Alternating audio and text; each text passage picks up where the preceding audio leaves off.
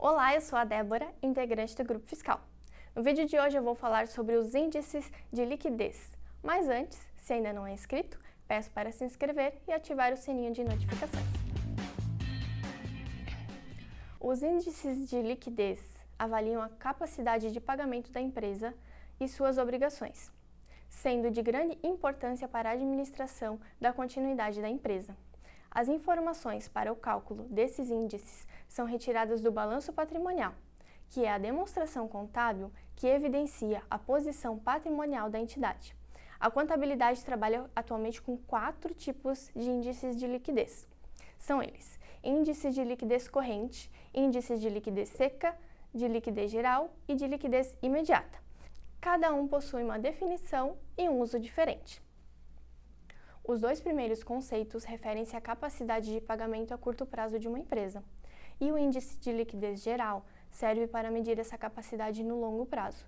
Já o imediato, como o próprio nome já diz, tem relação com os valores que a companhia poderia dispor imediatamente para pagar suas dívidas.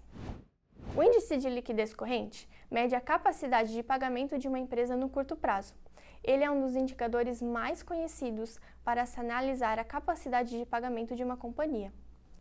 O índice de liquidez corrente é calculado dividindo-se o ativo circulante da empresa, que são seus direitos de curto prazo, como o dinheiro em caixa e os estoques, pelo passivo circulante, que são as dívidas a curto prazo, como empréstimos, impostos, pagamentos de fornecedores. A fórmula da liquidez corrente é a seguinte: ativo circulante dividido pelo passivo circulante. Índice de liquidez seca.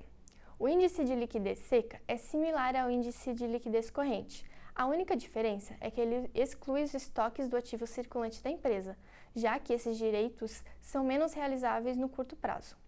A liquidez seca considera, portanto, os valores que a empresa dispõe para pagar suas contas no curto prazo, ainda que não consiga vender nada do que tem estocado. A fórmula da liquidez seca é a seguinte: ativo circulante menos estoques dividido pelo passivo circulante. Índice de liquidez imediata. Esse índice é o mais conservador de todos.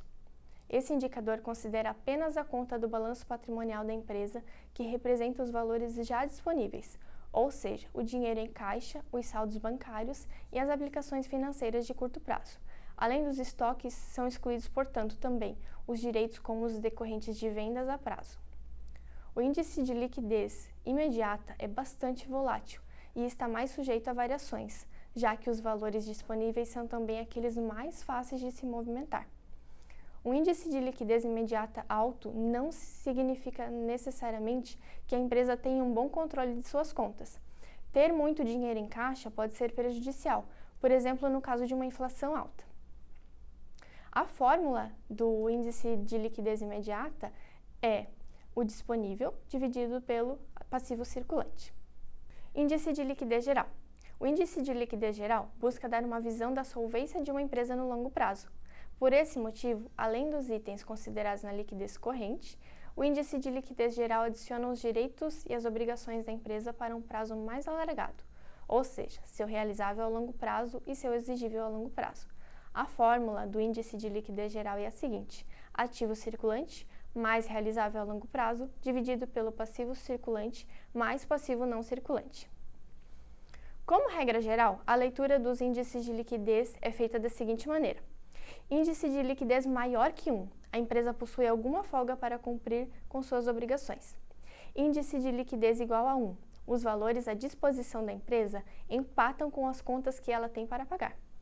Índice de liquidez menor que 1, se a empresa precisasse quitar todas as suas obrigações no curto prazo, ela não teria recursos suficientes. Esse foi o vídeo de hoje. Se gostou, deixe seu like e até o próximo vídeo.